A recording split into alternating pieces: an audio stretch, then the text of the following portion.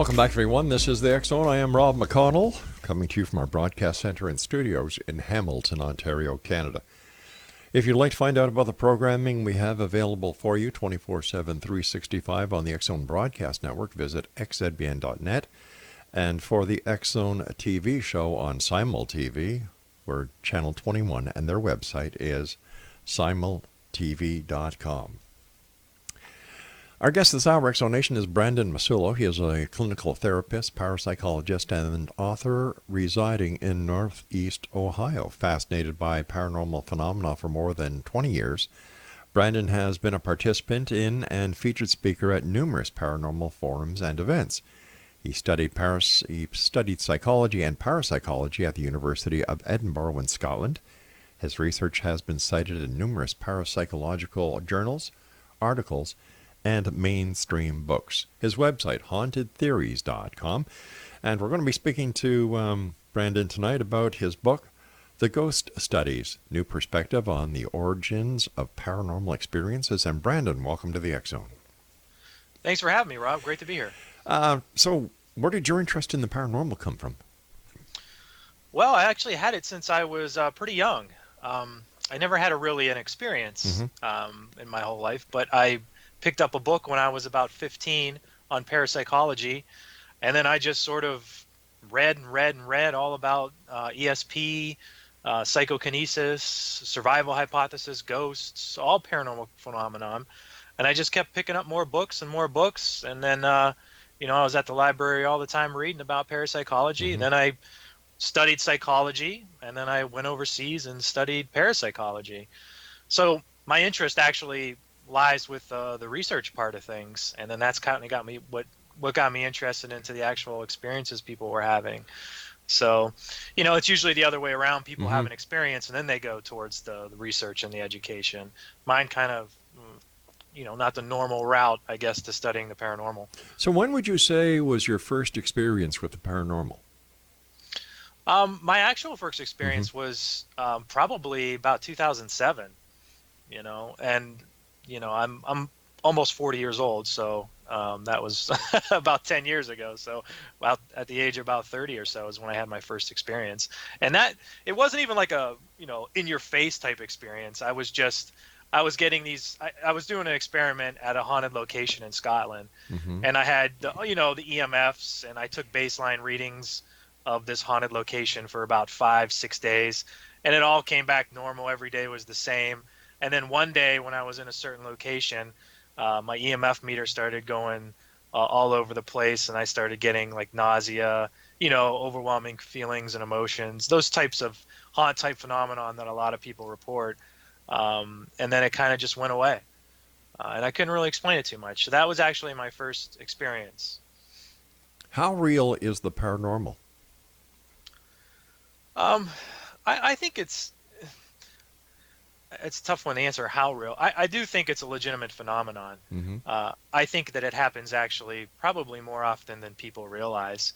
Sometimes we get those hunches or that sort of, crisis apparitions are a good example of this. This is where I wake up one morning or I wake up in the middle of the night and I see, my aunt floating next to me, and she says, "I love you, thank you." And then I find out the next day she passed away. I think a lot of people have these sort of spontaneous experiences, whether it's telepathy or ESP or these types of things. I think people have them pretty much on I wouldn't say a daily basis, but I think people have several throughout their lives that they just sort of brush off as being, oh, that was just a coincidence or this or that. So I think they're fairly common, not like an everyday thing for people, though, obviously. Well, do they really have something to do with the dead, or is this something that we in the human psyche and consciousness actually manifest ourselves? I would agree with you. I don't think it necessarily always has to be, a spirit or an earthbound spirit that's sort of trying to communicate with us or anything like that, or demons or negative energies or anything like that. I think that there's a term in parapsychology called the psi hypothesis, which basically means that it could be sort of people resonating with consciousness out in the environment. It could be just sort of these other paranormal phenomenon Mm-hmm. like telepathy and those types of things that we're experiencing and we're interpreting as ghosts. Maybe there's something in the environment that we pick up on, and it could be paranormal in nature, not a natural thing, that we sort of morph into this idea of it being an earthbound spirit or something like that. Um, of all the paranormal experiences that are out there, you can sort of break down the percentages, Mm-hmm. just shooting from the hip. 15% could be fraud. 20% could be misinterpreting things, and then you have this other percentage, the rest, that could be legitimate phenomenon. How much is actually the dead speaking to us, or how much is just psi phenomenon or those other types of human experiences. That's hard to debate, but I think that a fair majority of it would fall into that category. Well, then why don't more people than the people who have these experiences experience them, for example? Well, I think there's a lot of reasons for that. Mm-hmm. Usually people who are adamant skeptics or don't believe in it kind of write it off, and they say, well, it was nothing, I'm just going to go about my life. I was like that prior to getting into all this. I was an adamant skeptic. So I think a lot of times these great awe-inspiring experiences, sometimes we just push aside and say, yeah, it was nothing, I just misremembered it, or nothing like that. But I do think that there's a subset of the population that actually has more paranormal experiences than the general population. And from my experience in my research, Mm-hmm. I think this has to do with something called environmental sensitivity. And environmental sensitivity basically is, I mean, it doesn't have anything to do with psychic sensitivity or being gifted or those types of things. I just, the increased probability of having these ghostly encounters is more related to, the environment and our ability to sort of detect things in there. So as humans, we're all affected by and react to the environment in different ways. It's been suggested in some research out there that the physical environment actually affects certain individuals more than others. These types of people who are very sensitive to the environment typically have fibromyalgia. Mm-hmm. They typically have allergies, migraines, these types of things. And what we found is these people with severe sensitivities to the environment, like touch, taste, smell, they actually have way, way, way more paranormal experiences than the general population. Something like, I think they polled sensitives and environmentally sensitive people, and 70% of them had paranormal experiences.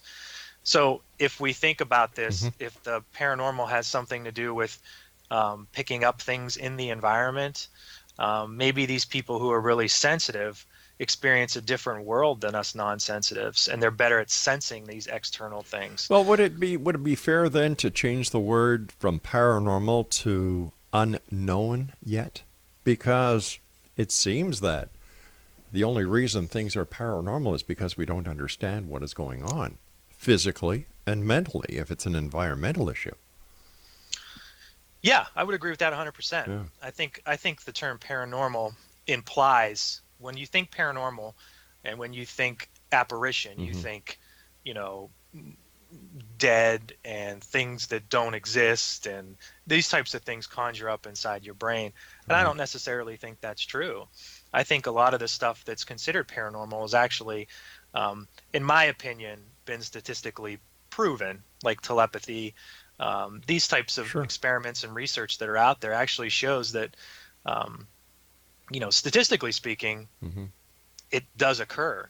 Entanglement is another one. There's a lot of research out there by Dr. Persinger that says entanglement does occur. So that's brains communicating at a distance Mm-hmm. instantaneously. So these stuff is not. I caution to say proven, but the statistics say it's possible. And these are things that probably we've had all of our lives. We're just sort of now being able to have machinery or sensitive enough to pick up on that. So I would agree. Paranormal kind of elicits that mysterious sort of, abnormal type thing, when actually it's probably something as simple as we do every day. Yeah. All right, stand by, please. You and I have to take our first break. Exonation, our guest this hour, is Brandon MASSULLO. And if you'd like to get a hold of Brandon, his website is hauntedtheories.com, and he's got a new book out, Exonation, The Ghost Studies. New Perspectives on the Origins of Paranormal Experiences. Great gift for anyone this Christmas who's into the paranormal or into parapsychology. Once again, the book is entitled The Ghost Studies, New Perspectives on the Origins of Paranormal Experiences. And Brandon and I will be back on the other side of this break as we continue here in the X Zone from our broadcast center and studios in Hamilton, Ontario, Canada. Don't go away.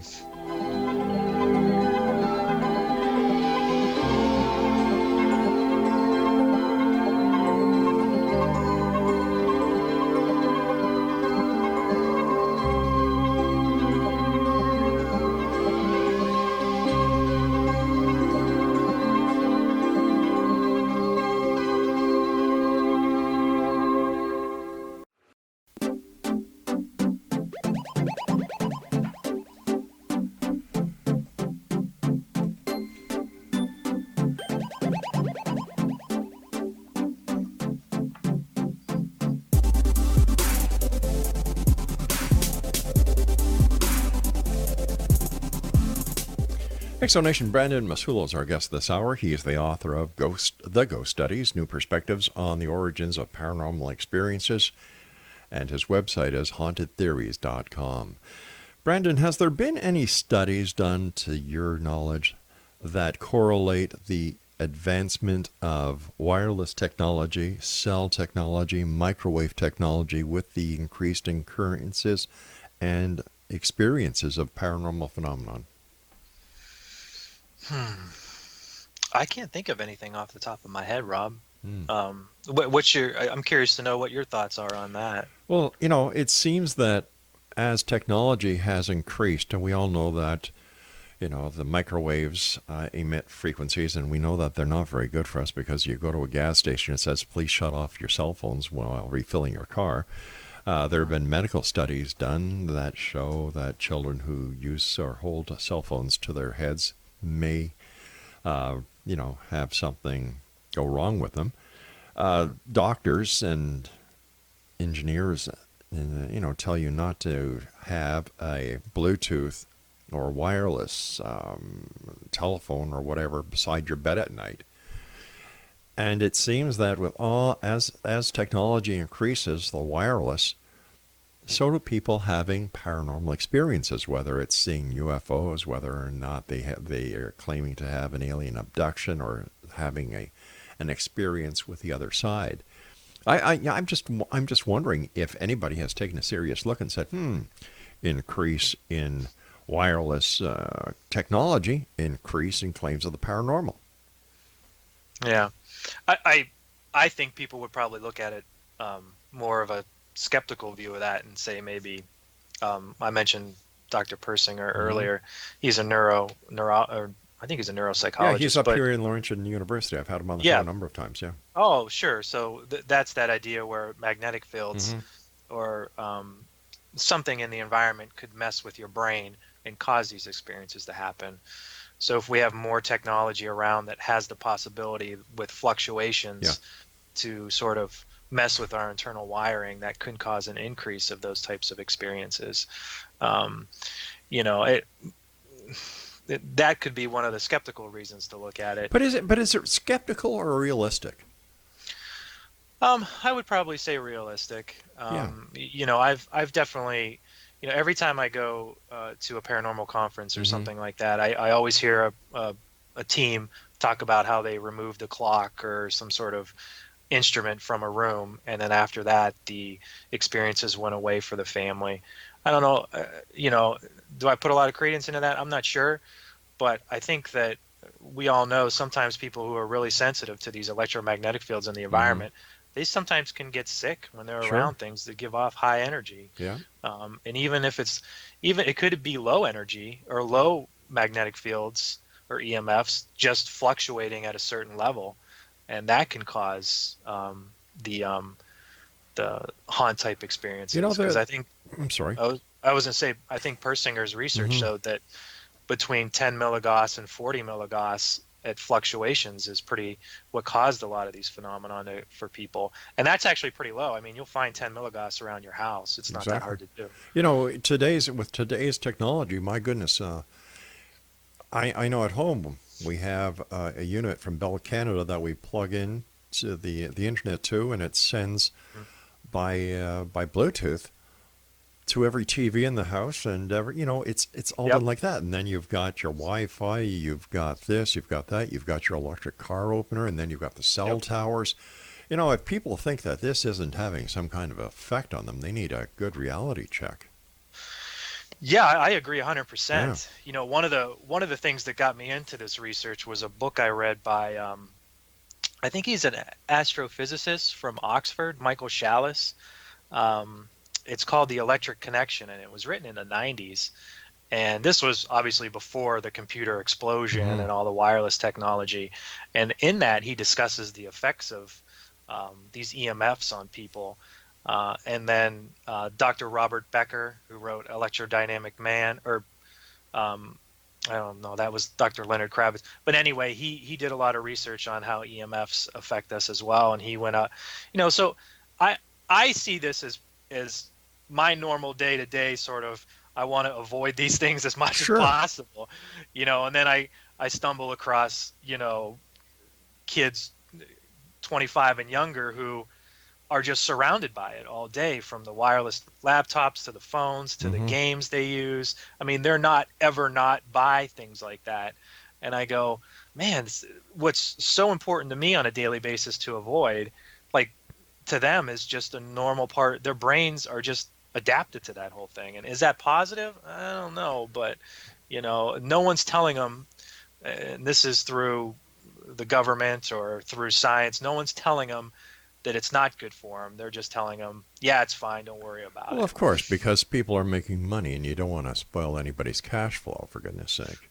Yeah. And I often wonder, like, and I wasn't around for this, Hmm. but like cigarettes were, everyone was smoking Yep. cigarettes, World War, and then at some point it was like, no, like what made that, because you mentioned money and things, like what made that switch from cigarettes are the best to nobody touch a cigarette? I often wonder about that. Yeah. I wish I would have been around to kind of get a little better idea of what was happening then.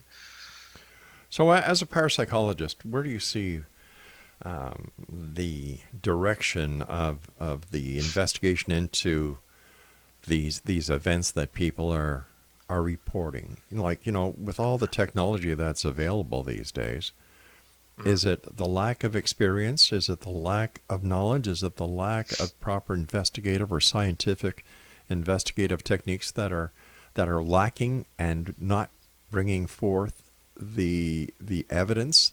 Or is it that no matter what you do, the evidence won't be found? Well, I think I'll use the word paranormal, Okay. even though we don't both like it. But paranormal phenomenon is very challenging Hmm. to sort of research in the normal scientific way, because it's episodic. You can't do it at will. Right. Sporadic. All these things that the scientific method really hates. So it's really, really hard to study, and really hard to get investigative techniques that are sort of universal for everybody. But I will say where I think the research is going, and I've seen it in the last probably 10 years, um, consciousness really seems to be one of the big things that's come out in recent times. And this is all the way from Dr. Dean Radin's books to sort of the wave of consciousness. And you're seeing it a lot, even in mainstream, with physicists, and they're starting to question this idea of consciousness being internal and possibly it being external, with the global consciousness project and sort of collective consciousness and Rupert Sheldrake and all this. So I think that that's really where science is moving. Hmm. And obviously, if consciousness is external and there is this global consciousness, that really opens the door to the possibility of ghostly encounters. It opens the door to telepathy. All these things really happen because of that. And I also really see things going. We mentioned the technology that's always around us. There's a lot of negatives to it, but hey, if I have something on me 24/7 and the technology keeps advancing, you know, in paranormal phenomenon obviously happens spontaneously. If I'm hooked up to some sort of machine that's doing my blood pressure, it does an EEG, does an EKG, does some sort of brain imaging, and I have a paranormal experience. Now I have all this data associated with it that you can't really get in science nowadays. So they don't have me under like an MRI machine or a fMRI machine with my Brave when I scanning my brain when I have a paranormal experience now. But in the future, I think with technology increasing, we'll probably get more data when these experiences do occur. And then we'll be able to pick out some variables that happen and then so forth and so on. And that's really where you develop a hypothesis and a theory. What is your take on the premise that some ghosts are like caught in a loop, a magnetic loop, and their appearance can actually be timed and gauged to when they're going to appear? Like a residual type apparition? Mm-hmm. Yeah. Well, I actually, with those types of experiences, I think those are probably the best to get the most information from. And I actually think that that's probably sort of that imprint theory or that place theory is probably one of the best places to start when you study ghostly phenomenon. In my book, I go over some theories, and my theories basically are that when there's a life-threatening event for person A, they send sort of like a telepathic distress signal to person B.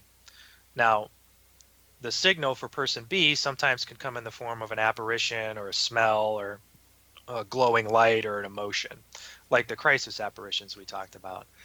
And I think what happens is, say this telepathic distress signal happens in 1990, and you forward ahead to 2008. Mm-hmm. I think that this telepathic message that was sent between these two people can kind of linger around in an environment. So if I see this vision of my aunt in 1990, I move out of the house, somebody else moves in the house and is in my bedroom, and then they wake up one night and there's this glowing vision of a woman. Is that the ghost of my aunt hanging around? I don't think so. I think it's sort of that imprint of the message that was sent between the aunt and me back in 1990. All right, stand by, buddy. We've got to take our news break at the bottom of the hour. And Exonation, our guest this hour, is Brandon MASSULLO. His website is hauntedtheories.com, and we'll both be back on the other side of this break as we continue here in the X Zone from our broadcast center and studios in Hamilton, Ontario, Canada. Don't go away.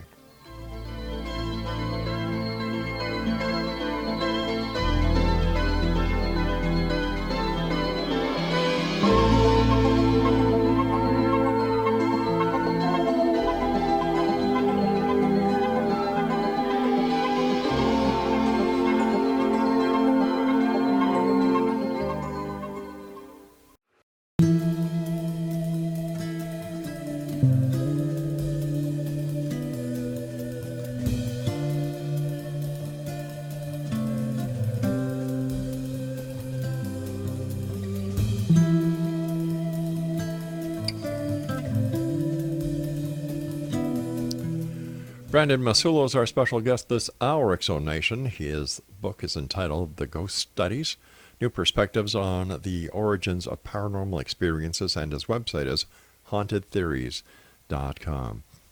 Is it possible, Brandon, that when it comes to thought transference or messages, whether they be from somebody who is having a crisis in their life and family members get the message, or whatever the case is, where there are two living people who are experienced, one is the receiver and the other is the transmitter of this crisis, could there be something in our psyche that allows us to receive messages that just has not been discovered yet? Yeah, I believe so. I think that's really the sort of the baseline question where everyone asks. Like, we all know this phenomenon happens, but no one could explain how it happens or why it happens, right, or what the mechanisms are for it happening. I think that we mentioned Persinger a lot, but his research into entanglement, what he did was he took two people and he sort of manipulated the magnetic fields around their brains, and when he did that, entanglement occurred, or information was transferred. So you had one person in a room that was completely black, and another person in another room that was just a normal room.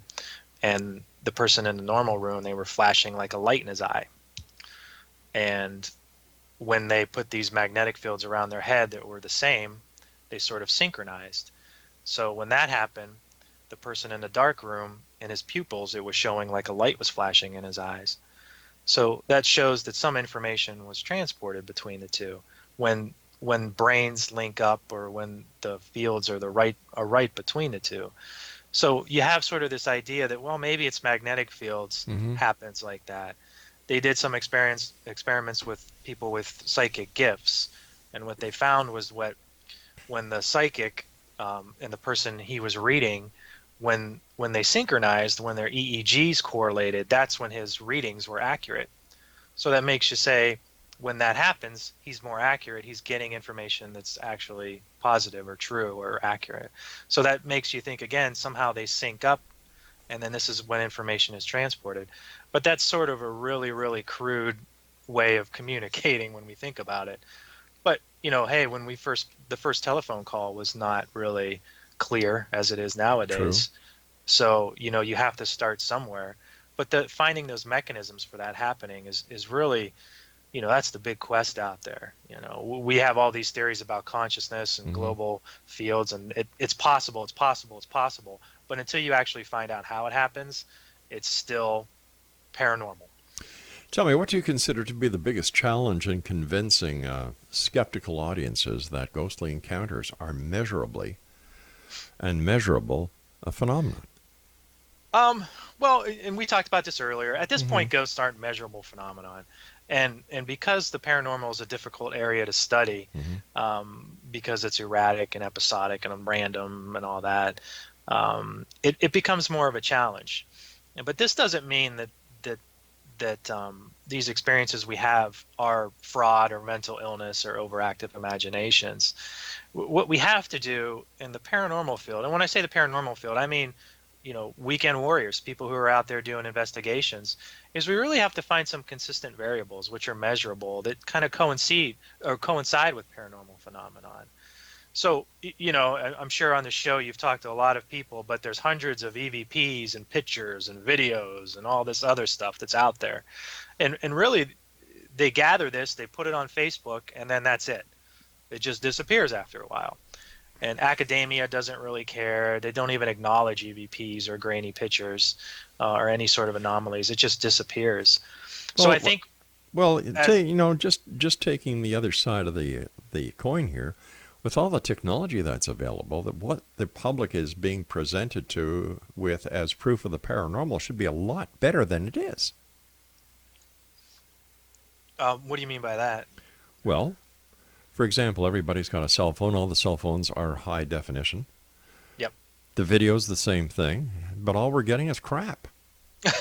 Okay, I see what you're saying. Eh? Yeah, yeah, I agree. It's really astounding. But then again, I tell you what, though, if I saw something that was really believable, and this is just me, I'd be like, well, they faked that. You know what I'm saying? I think I would go that way with it. But it, that's the challenge. Like, it's so available now with technology and everything like Mm-hmm. that why haven't we found a conclusive photograph of something like this happening? But what is the big draw to the paranormal?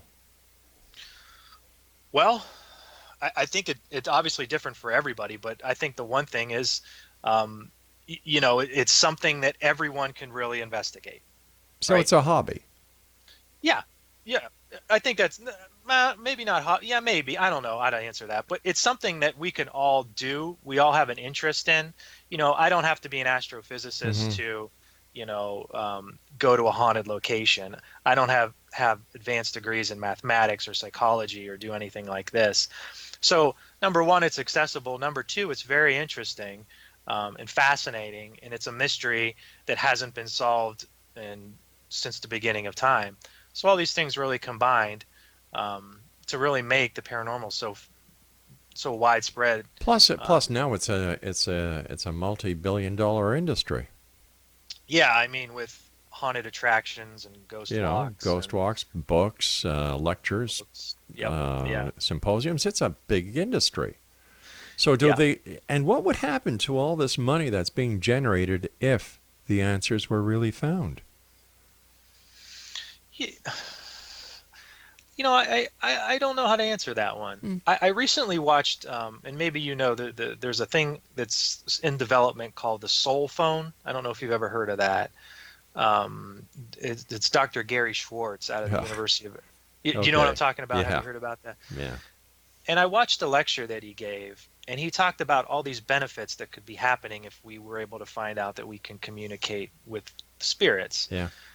And I started thinking to myself, man, there could be benefits, but man, there's going to be a lot of negatives to that too. Big time. And I think that, not only there's all these questions that arise as far as religion, and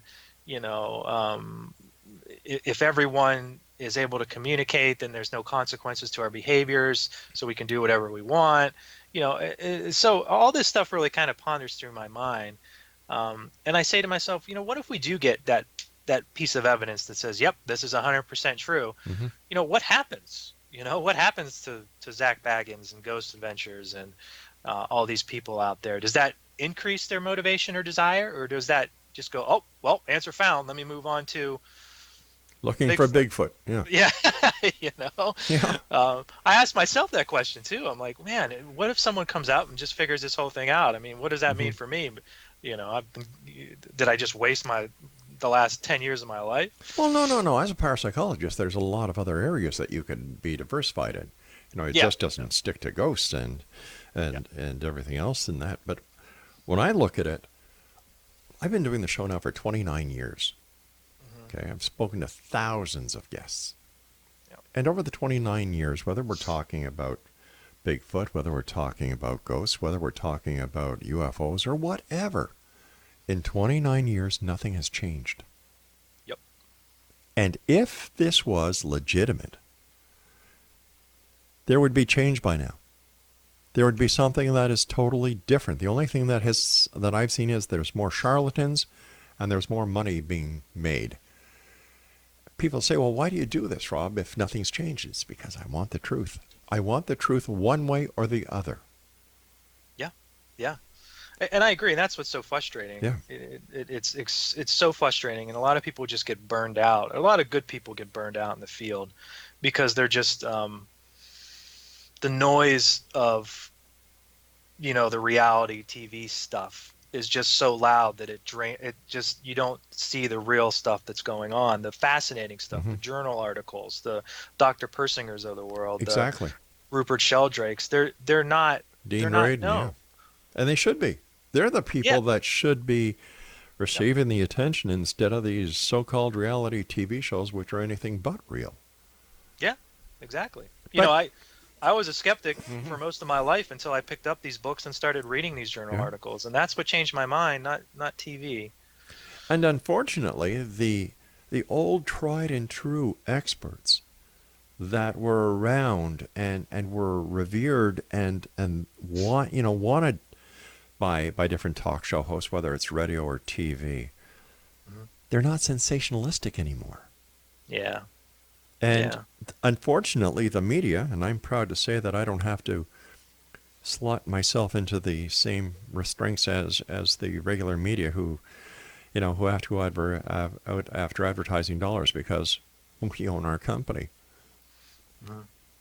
They need the draw. They need the sensationalistic numbers in order to get the advertising revenue. And that is so wrong. That is so wrong. And that's what, drives things to where they are now. Yeah. And that's kind of sad. As your president would say, fake news. Fake news. Hey, listen, we've got to take our final break, Brandon. Great talking to you. Thanks so much for coming on the show. Well, thank you, Rob. All right, you stand by, and we'll be back on the other side of this break as we wrap up this hour here in the XO from our broadcast center and studios in Hamilton, Ontario, Canada. Don't forget, you can visit xzbn.net, look at our broadcast schedule. We've got some great shows, 24/7, 365. And on Simul TV, the X-Zone TV channel is Channel 21. I'm Rob McConnell. Don't go away.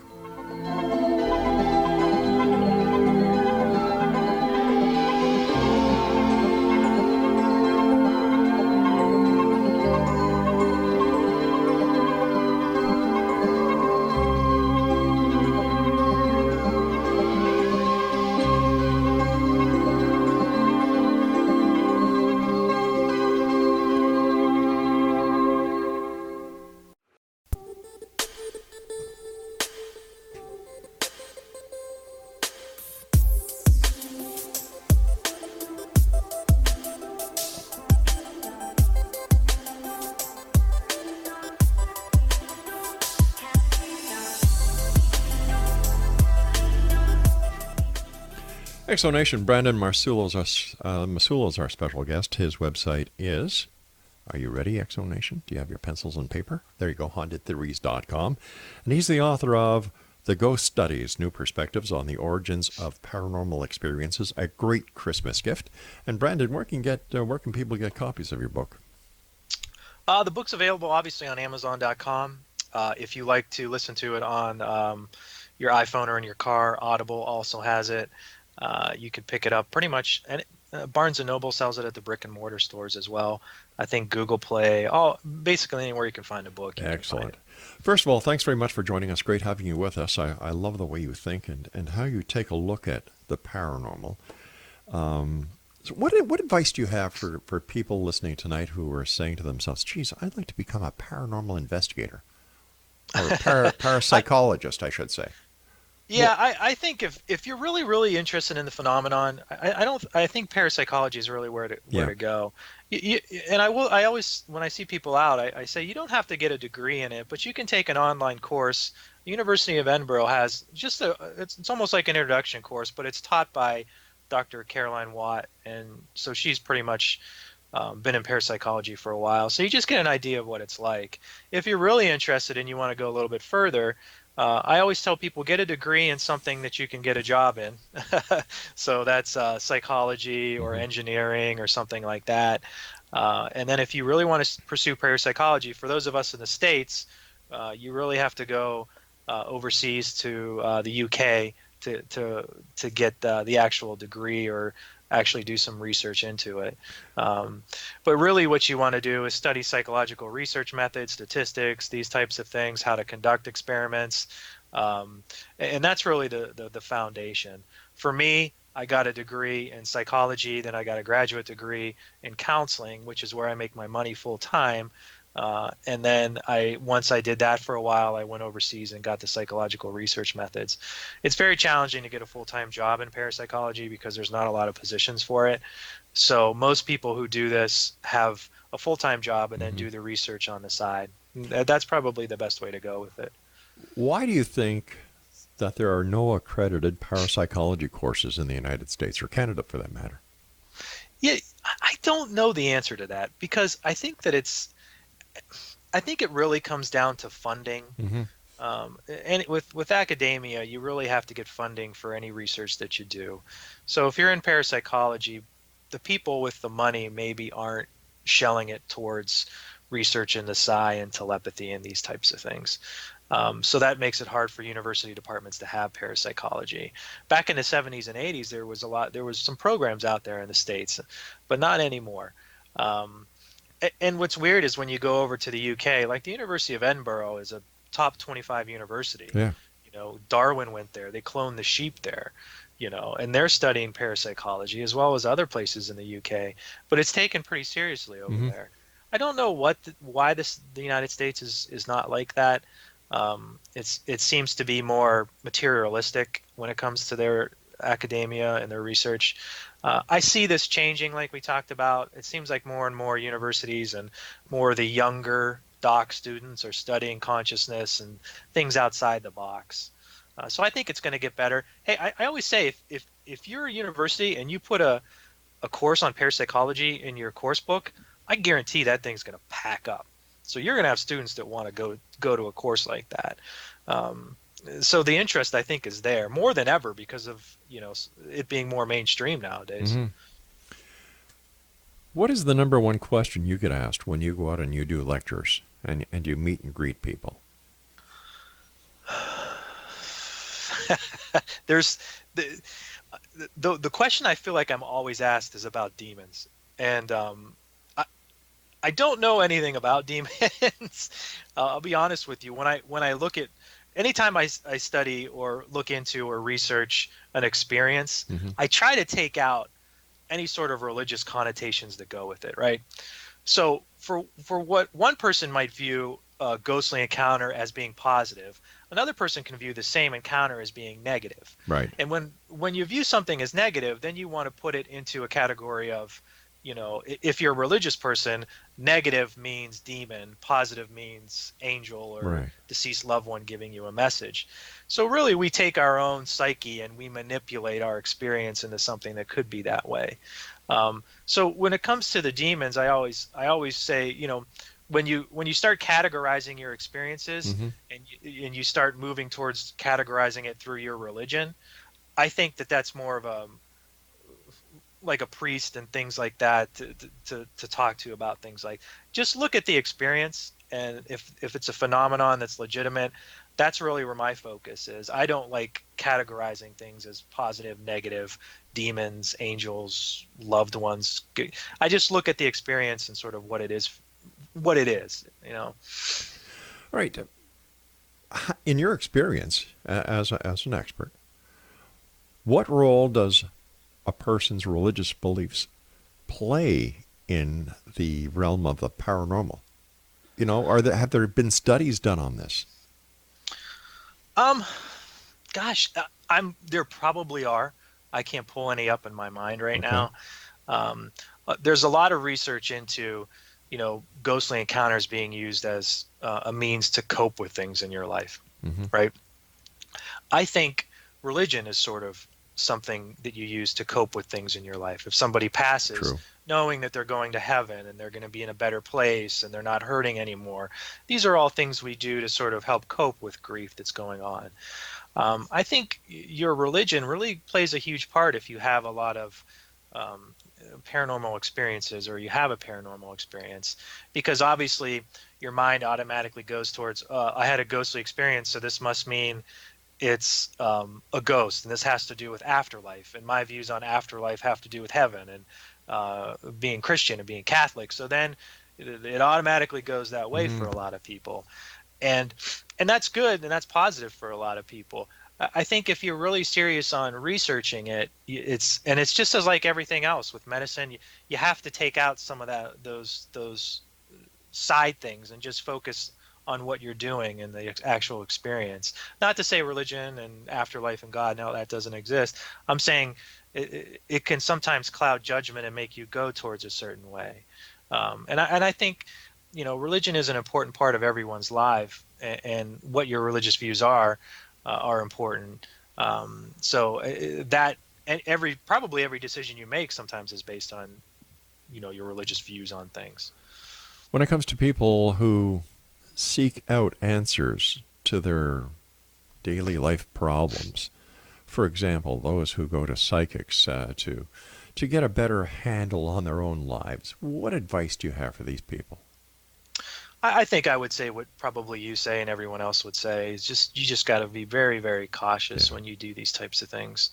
Um, there's some foundations actually that actually certify people as psychics and mediums.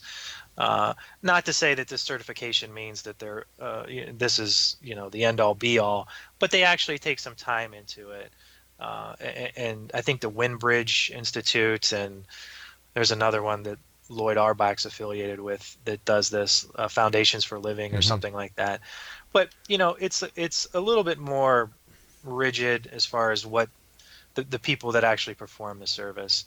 As far as going on Facebook and sending somebody, $20 to do a quick Facebook live session. I think you really have to be careful in these types of things. This being psychic takes a lot. There's a lot that goes into it, from what I've seen and read. So to just flip it on like a switch, I think is very challenging to do. So you got to be really, really cautious. Um, Well, eh, it's all part of that billion, a couple $1 billion a year business that is out there.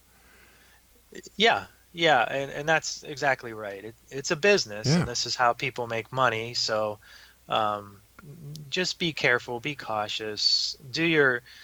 Try to go through one of those those reputable places to find these types of things, and not just typing in something and Sure. Facebooking something. I think the best way to find anything out is by meeting your best friend at a local pub, sitting down, having a couple of pints, and just having a heart to heart. Hmm. Yeah, nothing wrong with that. No, no. Yeah, because when you look at the psychics, if they give you an insight into something, and you actually do that, doesn't that change the entire time-space continuum? Oh wow, you're getting all meta on me there, Rob. Uh-huh. Well, that wasn't very fair of me, but I will have you back on, and we will take that look, because It's been great having you on. I wish you continued success. Good luck with your book, and don't be a stranger. All right, thank you, Rob. It's always a pleasure. You take care, Brandon. And Exonation, if you'd like to find out more about my guest this hour, Brandon MASSULLO, visit his website at, let me see here, hauntedtheories.com. Well, that's it for this hour. As we gain more of our affiliates when we come back right now, you're listening to us on the Talkstar Radio Network, Mutual Broadcast Network, iHeartRadio, Simul Radio, and Simul TV, and of course, the X-Zone Broadcast Network. If you'd like to send me an email, xzone@xzoneradiotv.com, on all social media sites, X-Zone Radio TV. And don't forget, the X Chronicles newspaper, the current one is now available at xchroniclesnewspaper.com with our compliments, our way of saying thank you for being part of the X-Zone Nation. I'll be back on the other side of this news break. Don't go away.